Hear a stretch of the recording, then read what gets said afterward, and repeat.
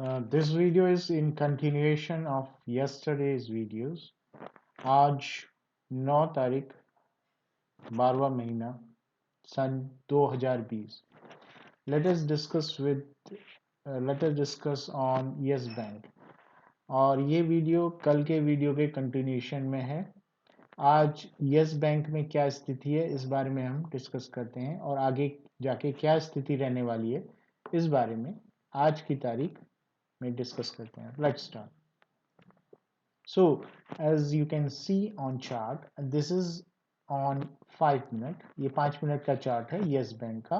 5 minute के chart पे yes bank में आप देख रहे हैं कि ये मैंने 21 कैंडल्स का EMA लिया है, राइट. तो 21 कैंडल के EMA पे अगर हमें कोई चीज जूम इन करके समझनी हो तो हम छोटे से छोटे स्केल पे 5 मिनट से ज़्यादा छोटा स्केल लोगे तो that doesn't make any sense. So I am taking 5 minute, it's sufficient. तो 5 मिनट चार्ट पे मैं आपको समझाना चाहता हूँ कि आज की तारीख में क्या हुआ और कल क्या हो चुका है. ठीक. कल जो है इसने सुबह ही जो है करीब 10% का पंप लिया था, देन सर्किट लग गया था, उसके बाद नीचे आया और देन ये इस तरीके से चला. यहाँ पर 5 मिनट के चार्ट पे ये 21 कैंडल का सपोर्ट इसे मिला. ठीक है. कल सुबह जो है पंप होने के बाद ये इतना डंप हुआ था. और इसकी परसेंटेज मैं देखूं तो अबाउट 4% ये डंप हुआ था, राइट. आज क्या हुआ, आज मॉर्निंग में ये पंप हुआ और ये सिर्फ और सिर्फ 2.5% डंप हुआ, 2.5% के आसपास डंप हुआ, जबकि वो कल 4% के आसपास डंप हुआ था खुलते ही. ठीक है ना. तो इसका मतलब मोमेंटम हाई है और वोलेटाइल है. वोलेटाइल तो नहीं कहेंगे, अपवर्ड है. ठीक है. मोमेंटम हाई है, अपवर्ड है और सेंटीमेंट्स पॉजिटिव्स हैं. ठीक है. मेन गेम होता है सेंटीमेंट्स का. सेंटीमेंट्स यहाँ पर दिखाई दे रहा है. कल कम डंप हुआ था, आज कम डंप नहीं, करेक्शन कम हुआ था 4%, आज सिर्फ 2% का 2.5% का करेक्शन हुआ. और इसने कल यहाँ पर सपोर्ट शो करी थी. सपोर्ट शो करने के बाद ये सीधा ऊपर गया था. 21 कैंडल्स की सपोर्ट 5 मिनट पे शो करी थी. यहां पर देख रहे हैं आप, सिर्फ एक कैंडल आई है और सीधा ये फिर वही 10% के ऊपर चला गया, 10% पे चला गया. और यहां पर ये सर्किट लगा था. आज ये सर्किट लगा. ठीक.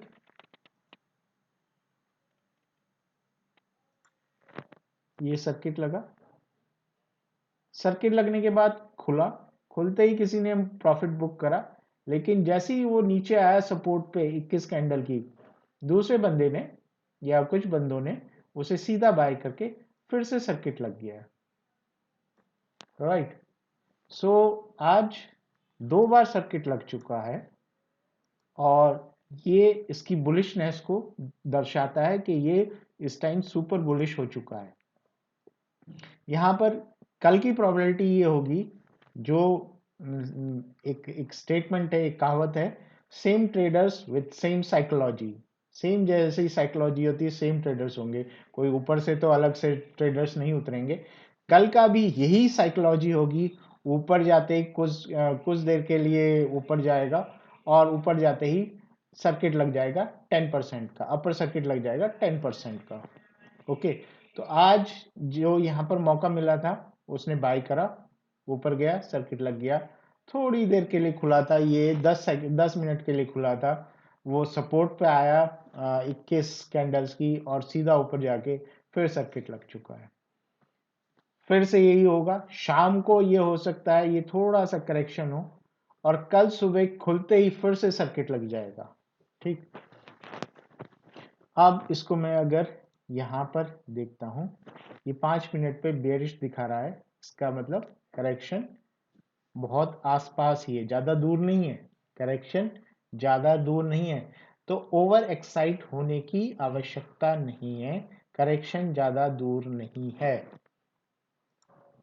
1 घंटे के स्केल पे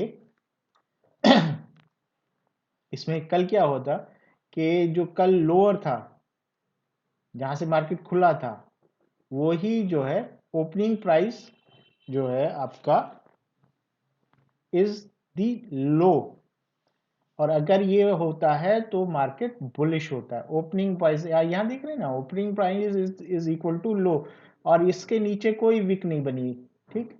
तो और गैप अप ओपन हुआ है मार्केट, कल जो है गैप अप ओपन हुआ था, आज ही मार्केट इतना गैप अप ओपन हुआ है, ये इस टाइम बहुत बहुत बुलिश हो रखा है, बहुत एक्सट्रीम बुलिश हो रखा है। Gap up open, gap up open, कल भी यही होगा, गैप अप ओपन और सर्किट लग जाएगा, और कोई जिसको मौका मिला हो सकता है कल या परसों इसको डंप कर दे 5 से 10% तक। 5% तो करेक्शन आएगा आएगा, 4 से 5% करेक्शन आएगा, इससे ज्यादा भी आ सकता है, ठीक है। सो बी प्रिपेयर्ड फॉर दैट। कल या परसों, कल या परसों करेक्शन आना है। आरएसआई भी आप देखो, आरएसआई का लेवल 86 है, राइट। आज 9 तारीख को, 9/12 को, 9 दिसंबर को आरएसआई का लेवल 86 है।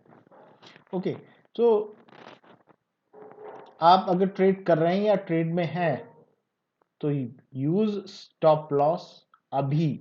अगर कोई मेरा वीडियो इस टाइम देख रहा है और ट्रेड कर रखी है, ट्रेड में है, वो स्टॉप लॉस को पहले लगाए, ट्रेड बाद में करे, ठीक है।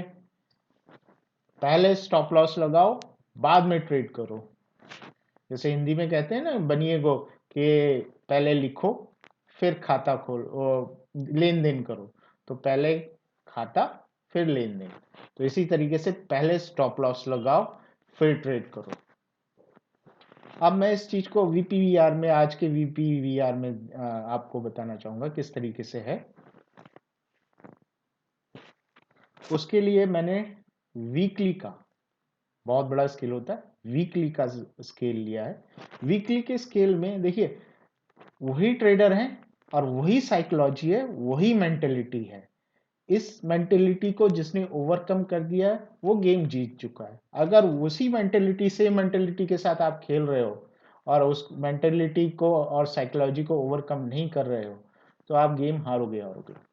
यहाँ पर क्या था स्टार्टिंग में, आप ये देख रहे हैं वॉल्यूम, वॉल्यूम ये वीपीवीआर का ये वॉल्यूम बता रहा है कि इस प्राइस लेवल पे ट्रेड अच्छे से हुआ। इस बार भी यही हुआ, ये देख रहे हैं इतना ये ट्रेड हुआ।